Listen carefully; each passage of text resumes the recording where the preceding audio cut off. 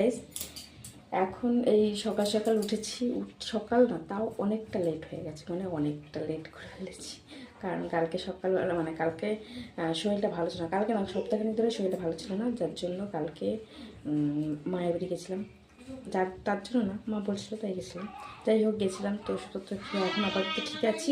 আর ঘুম হয়নি বলে কালকে আজকে মানে প্যারাসিটামল খেয়েছিলাম রাতের বেলা, তো ওর জন্য ঘুমটা একদম গভীর হয়েছিল। তারপরে মিষ্টিও জ্বালাচ্ছিল, উঠতে তো হয়েছিল একটু হলেও। তো তাও লেট হয়েছে, তাও মানে উঠেছি এখন সকালবেলা। উঠে বৌমাসের জন্য ডিমের ঝোল রান্না করছি। তো কাজে নিয়ে যাবে, টিফিনে নিয়ে যাবে, সেটা করছি। তার সাথে ডাল আর আলু সিদ্ধ ভাত।